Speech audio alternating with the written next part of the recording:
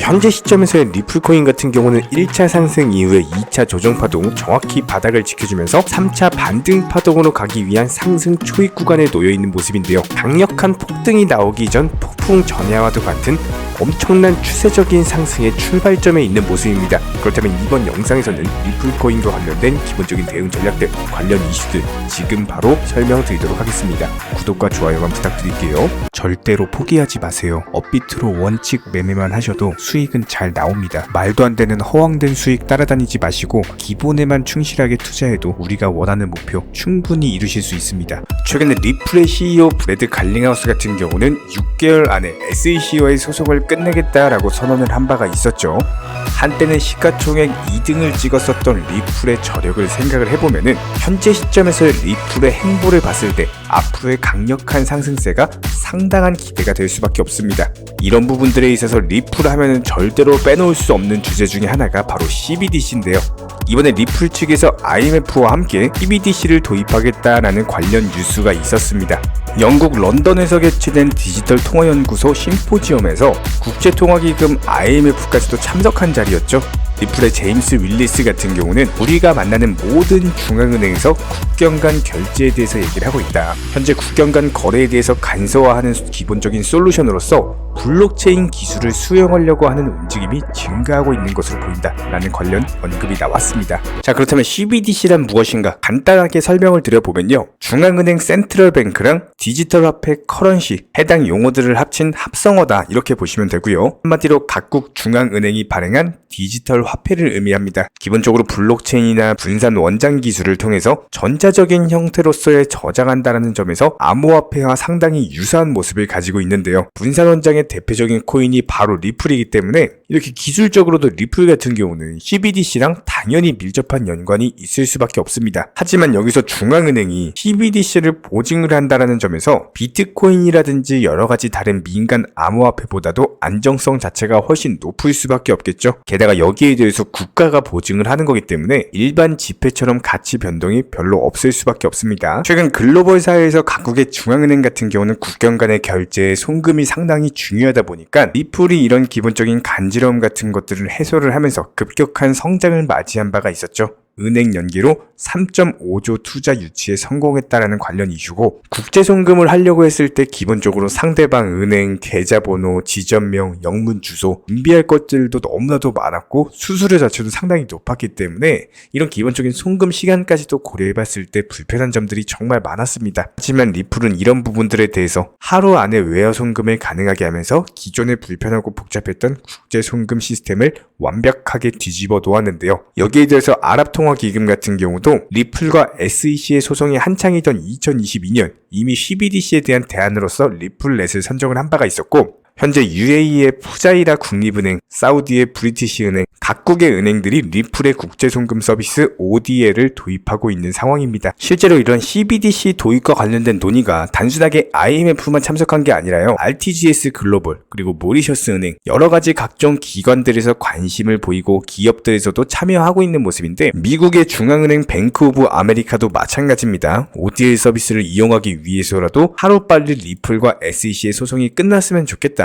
실제로 리플의 소송이 끝나게 되면 파트너십을 맺기 위해서 가장 먼저 달려들 은행 중에 하나가 미국의 뱅크 오브 아메리카입니다. 여기에 대해서 리플 같은 경우는 최근 20개국 이상의 중앙은행과 CBDC를 논의할 정도로 앞으로의 CBDC와 관련된 대세 흐름은 리플과 연관이 되어 있다, 이렇게 볼 수밖에 없는 상황인데요. 해당 테마 자체가 미래 먹거리인 만큼 당연히 리플의 가격에는 호재일 수밖에 없겠죠. 그렇다면 앞으로 드릴 브리핑 내용들 같은 경우는 각국 중앙은행들과 리플이 얼마나 끈끈한 관계를 구축해 나갈 것이냐, 이런 부분들이 중요할 것으로 보이고, 자, 이번엔 미국 상공회의소에서도 SEC를 공개적으로 저격을 할 만큼 미국 내부에서도 리플의 편을 들어주는 추세가 상당히 많은데요. 코인베이스가 지난 4월 SEC의 암호화폐 규제 명확화를 위해서 제기한 소송에 대해서 이번에 상공회의소가 아미커스 브리프를 본격적으로 제출하면서 SEC에 대해서 저격을 하고 있는 모습이죠. 아미커스 브리프 같은 경우는 제3자 의견서로서 법원의 판단에 도움을 주기 위해서 제3자가 해당 사건에 대한 견해를 전달하는 겁니다. 상공회의소 같은 경우는 어떤 디지털 자산이 증권으로 분류되어 있는지 명확하게 아는 사람은 아무도 없다. 결코 작은 문제가 아니고 이게 하나로 1330조 규모에 달하는 디지털 자산 경제와 관련된 모든 사람들에게 엄청난 영향을 미칠 수 있는 기준이자 규제의 문제이기 때문에 사실상 규제 명확화에 대한 부분들은 미국 내에서도 지속적으로 목소리가 나오고 있는 상황이지만 SEC의 게리 겐슬러 의장만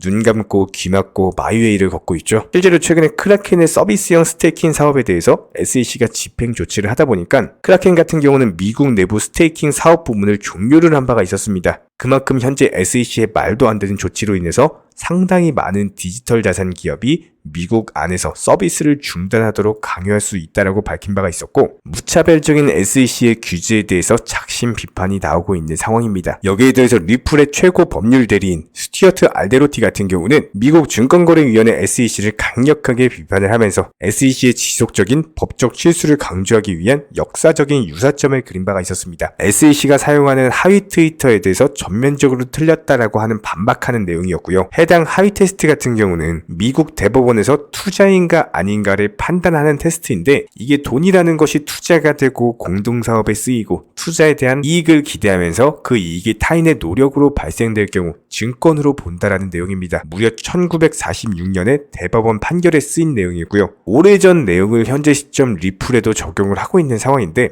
이 당시에도 대법원 같은 경우는 SEC의 주장을 받아들이지 않으면서 이미 판결이 완료된 걸 갖다가 SEC가 이제 와서 본인들만의 주장을 하고 있다. 한마디로 말도 안 되는 억지 논리로서 리플과의 소송을 이어가고 있는 상황이기 때문에 현재 시점에서의 시장 전망에 따르면요. 당연히 리플이 소송에서 승소할 것이다. 상당히 유리한 국면에 위치한 모습입니다. 그렇다면 현재 시점에서의 리플 같은 경우는 강력한 1차 급등 패턴 이후에 조정받고 나서 560원 라인을 강력하게 지켜주고 있는데 이동평균선상으로 122평선 지켜주면서 강력한 반등이 나올 것이다 말씀을 드렸었죠. 정확한 눌림목 매수 타이밍으로서 560원 오면 매수하셔라 누차 말씀을 드리고 있는 상황이고 현재 시점 RSI 지표상으로도 상당한 과매도 구간까지 내려왔고요. MACD 지표도 이미 고점에서 저점까지 내려왔는데 현재 저점권에서 골든크로스를 앞두고 있는 상황이죠. 최소한 이쪽 라인에서 추가적인 하락보다는 횡보를 하거나 아니면 다시 한번 반등 주는 기본적인 시나리오가 예상이 되는 관점에서 560원 라인까지 오면은 다시 한번 매수하셔도 좋습니다. 천천히 물량 모아가시면서 강력한 상승 추세 나오면서 수익 실현하면 되기 때문에 후속 매도 타이밍 같은 경우도 역시나 마찬가지로 공지 드릴 예정이에요. 그렇다면 현재 시점에서의 비트코인 같은 경우는 3,600만원 라인에 대한 강력한 하방 경직성 자체가 확보된 상황인데 이게 기본적으로 주말 시장 간에 메이저 코인이나 알트코인 둘 다 마찬가지였습니다. 바닥 자체를 확실하게 다져주면서 현재 거의 모든 종목들이 과매도 저점 구간에 있는 상황이거든요. 기본적인 이번 주 대응 전략을 생각을 해봤을 때 추가적인 낙폭보다는 오히려 반등이 나올 수가 있는 자리입니다. 최근에 팩웨스트 지역은행 위기, 미국의 부채 한도 협상이라든지 일단 투자 시장의 기본적인 암초가 도사리고 있는 상황에서 이런 기본적인 불확실성으로 인한 횡보 장세가 예상이 되고요. 그런 와중에서 중간중간에 등락을 가져다 줄 만한 지표 같은 경우는 일단 내일 모레 16일 소매 판매 지수가 있습니다. 실제 발표지에 따라서 변동성을 보여줄 것으로 예상이 되고 현재 시점에서 6월 페드워치 같은 경우는 85.6% 확률로 금리 동결이 예상이 됩니다. 거의 압도적인 확률이죠. 실제로 금리 동결이 진행이 되면 다시 한번 투자 시장이 호재인데다가 6월달 홍콩의 개인 투자자 거래 허용까지도 앞두고 있어요.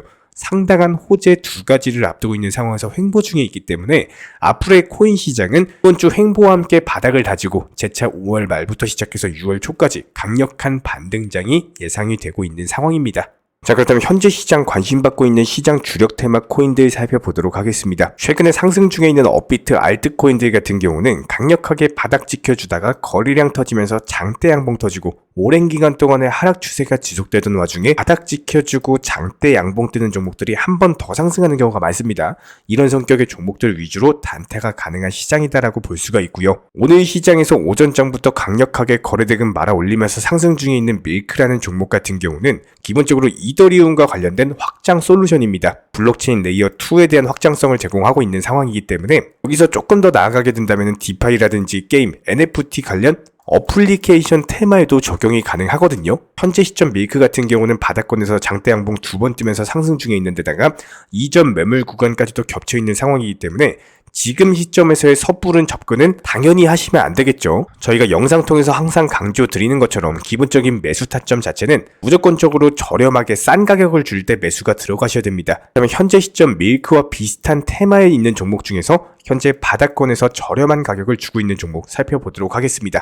첫 번째 종목으로 폴리곤입니다. 최근에 강력한 1차 상승세 이후에 2차 조정 파동이 너무나도 오랜 기간 동안 나왔죠. 거의 이전 전저점 바닥 부근까지도 떨어진 모습이기 때문에 해당 1100원대 라인에서 추가적으로 밀린다라기보다는 오히려 1100원 지켜주면서 재차 반등줄 확률이 높은 종목으로서 RSI 지표상으로도 고점권 대비 이미 저점까지 내려온 상황, MACD 지표도 역시나 마찬가지로 다시 한번 저점권에서 골든 크로스를 앞두고 있는 상황이기 때문에 이쪽 라인에서 투자 심리 개선되면서 거래량이 뜨는 경우에는 얼마든지 다시 재차 강력한 반등이 나올 수 있는 종목 중에 하나입니다. 기본적인 이더리움 확장 솔루션으로서 역시나 마찬가지로 레이어 2의 확장성이기 때문에 역시나 비슷한 맥락으로서 디파이나 게임, NFT 관련 테마 다양한 어플리케이션에도 사용이 되고 있습니다. 다시 한번 반등 준다라고 했을 때 최소 단기 목표가 1,300원까지 잡을 수가 있고요. 이쪽 라인마저 돌파하는 경우에는 다시 한번 후속 영상 통해서 공지 드리도록 하겠습니다. 여기에 대해서 아비트럼도 마찬가지예요. 최근에 강력한 바닥 짚어주면서 다시 한번 재차 반등 중에 있는 상황이기 때문에 최근에 신규 상장 종목 중에서 바닥 따지고 신고가 돌파했던 종목이 다시 조정 주고 바닥을 지켜준다? 그리고 거래량이 조금씩 붙기 시작한다는 것은 그만큼 해당 라인 밑으로는 팔려고 하는 사람들이 없다라는 거예요. 반발 매수세로 인해서 현재 반등이 나온 상황인데 지금 시점에선 1600원 라인에서 1400원 라인 단기 박스권 안에 갇혀있다라고 보시면 되는 거고 해당 종목 같은 경우는 박스권 하단까지 한마디로 1400원 라인에서 매수가 들어가는 경우에는 다시 한번 반발 매수세로서 최소 5% 이상의 단타 수익을 낼 수가 있는 종목 중에 하나입니다. 역시 마찬가지로 레이어2 관련 테마이기 때문에 비슷한 맥락으로서 추천드리는 종목이고요. 최근에 이런 기본적인 부분들에 대해서 알트코인들 위주로 매수나 매도 타이밍 같은 것들 지속적으로 말씀드리면서 정확히 목표가 도달하면서 또 신규 종목 추천드리고 시장 상황 자체가 좋지 않고 하락장이 지속되는 와중에서도 꾸준히 단기적인 수익들 창출해 드리면서 알트코인들 위주의 단타 매매에 도움드리고 있습니다.